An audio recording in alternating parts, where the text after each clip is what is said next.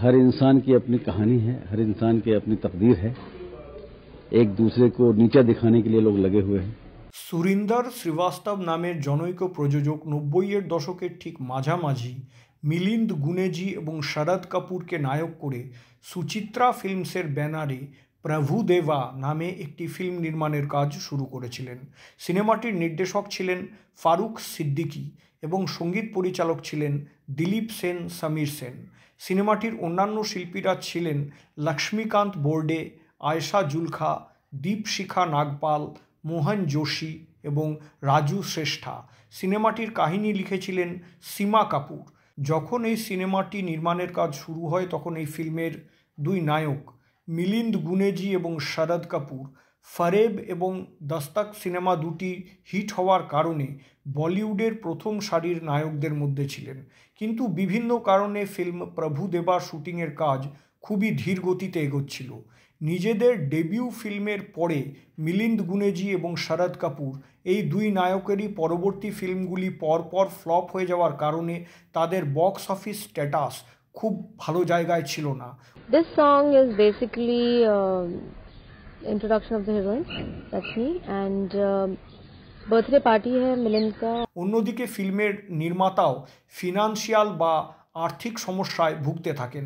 সেই সময়ে তিনি ফিল্ম প্রভুদেবার ডিস্ট্রিবিউশন রাইটস বা বিতরণ সত্ত্ব বিক্রি করে বাজার থেকে কিছু টাকা তুলবার মনস্থির করেন।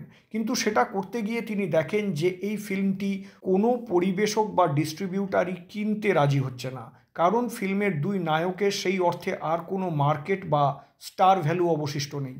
সেই মুহূর্তে সিনেমাটির নির্মাতা সুরিন্দর শ্রীবাস্তব ভেবে পাচ্ছিলেন না যে উনি এই সিনেমাটির নির্মাণ কাজ চালিয়ে যাবেন নাকি মুভিটিকে শেলভড বা পরিত্যক্ত হিসেবে ঘোষণা করে দেবেন। मिलिंद बहुत दिलफिट जैसा आदमी है, बट आयशा से वो कुछ, Ayesha is very Indian, typical Indian girl. সেই সময়ে সুরিন্দর শ্রীবাস্তব একটা বুদ্ধিমত্তার পরিচয় দিয়েছিলেন। তিনি মিঠুন চক্রবর্তীর সাথে যোগাযোগ করেন এবং মিঠুনের সাথে সুরিন্দর একটা চুক্তি ফাইনাল করেন। मिथुन चक्रवर्ती हैं, मिलिंद गुनाजी हैं, शरद कपूर हैं। मिलिंद गुनाजी और मिथुन के बीच किसी बात को लेकर झगड़ा होता है। সেই চুক্তি অনুযায়ী সুরিন্দর শ্রীবাস্তব তার পুরো ইউনিট নিয়ে উটিতে মিঠুন চক্রবর্তীর হোটেলে থেকে নিজের সিনেমাটি নির্মাণ করবেন বলে স্থির হয় এবং সেই সিনেমাতে মিঠুনও অভিনয় করবেন এটাও নির্ধারিত হয়। কিন্তু সেই হোটেলে থাকার জন্যে প্যাকেজ প্রাইস বাবদ যে মূল্য, সেই মূল্যের মধ্যেই মিঠুন চক্রবর্তীর পারিশ্রমিক অন্তর্ভুক্ত হয়, এটাও নির্ধারিত হয়। মিঠুন চক্রবর্তীর তরফ থেকে সবুজ সংকেত পেয়ে নির্মাতা এবং নির্দেশক সহ ফিল্ম প্রভুদেবার পুরো ইউনিট দক্ষিণ ভারতের উটিতে শিফট হয়ে যায়।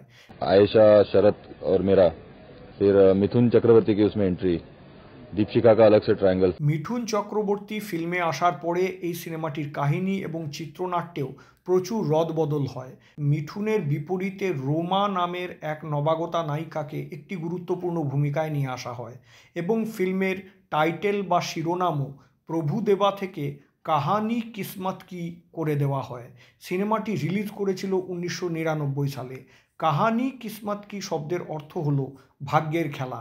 ফিল্মের কাহিনী এবং চিত্রনাট্য ভালো হওয়ার কারণে এবং মিঠুন চক্রবর্তী, মিলিন্দ গুনেজি, আয়েশা জুলখা, শরদ কাপুর, নগমার মতন কোয়ালিটি এবং উঁচুমানের অভিনেতাদের পারফরমেন্সের গুণে ফিল্ম কাহানি কিসমত কি নিজের খরচ রিকভার করে কিছু লাভের মুখও দেখতে সক্ষম হয়েছিল। इस सब का मिलके एक बहुत इंटरेस्टिंग इससे कहानी बन जाती है। একটি পরিত্যক্ত বা শেলভড হতে চলা সিনেমা সম্পূর্ণ করে নির্মাতা কিছু লাভও নিজের ঘরে তুলেছিলেন স্রেফ আর স্রেফ মিঠুন চক্রবর্তীর ক্যারিশমার জন্য।